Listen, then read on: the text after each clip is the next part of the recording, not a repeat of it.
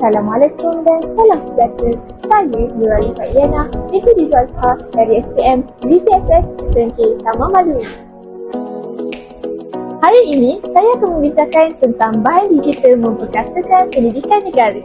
Rakan-rakan tahu tak, dengan bahan digital, pembelajaran menjadi lebih interaktif, menarik dan berkesan. Bagi guru, pembelajaran akan menjadi lebih inovatif. Dan bagi pelajar, pembelajaran akan menjadi lebih luas kerana kita dapat mengetahui pelbagai teknologi di luar sana. Mari ikuti saya, kita interview pelajar dan guru-guru yang menggunakan teknologi di luar sana. Baiklah, kini kita bersama dengan salah seorang guru yang menggunakan bahan digital iaitu Quizizz di dalam pendidikan. Cikgu, kenalkan diri saya. Okey, nama saya Cikgu Aisyah binti Ayub. Dekat SMK Taman Maluri ini, saya mengajar dua subjek iaitu subjek sains dan juga matematik. Baiklah, Cikgu Aisyah, soalan pertama, apakah yang mendorong cikgu untuk mula menggunakan platform seperti Quizizz di dalam pengajarannya? Okey, so basically ada tiga objektif utamalah saya menggunakan Quizizz, terutamanya paper mode. Yang pertama adalah untuk meningkatkan kelibatan student dalam kelas, sebab ada certain student tu dia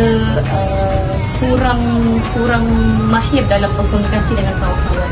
Jadi untuk mewujudkan bilik darjah yang selamat untuk semua orang untuk berani menjawab soalan, jadi saya gunalah Quizizz itu, terutamanya paper mode. Dan yang kedua adalah disebabkan oleh tekanan digital, di mana ada student yang tidak ada tablet sendiri untuk bawa ke sekolah.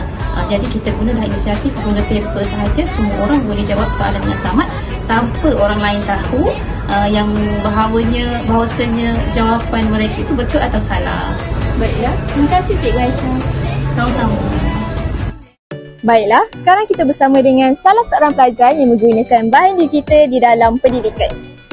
Saya Hanani Khadijah sebagai SU Cadet Bomber. Okey Hanani, soalan yang pertama, adakah anda menghadapi kesukaran dalam menggunakan teknologi untuk menguruskan e-Koko?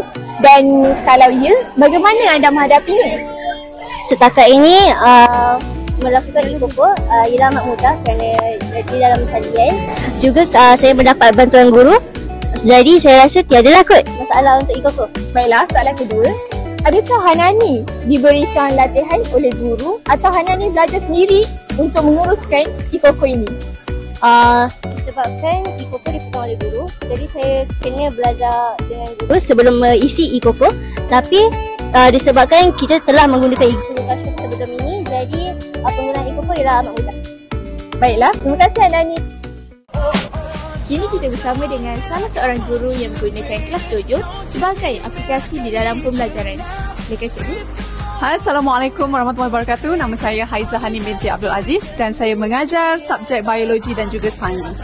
Adakah cikgu melihat perubahan dalam motivasi dan tingkah laku pelajar selepas menggunakan Kelas Dojo? Oh, semestinya kerana aplikasi Kelas Dojo ini ibarat macam pengurusan bilik darjah secara holistik. Kerana di situ kita ada timer, di situ kita ada no hand, ada reward dan sebagainya. Jadi ianya menjadi satu motivasi ekstrinsik di mana pelajar akan lebih melibatkan diri dengan aktif, lagi bersemangat untuk melibatkan diri dalam pembelajaran.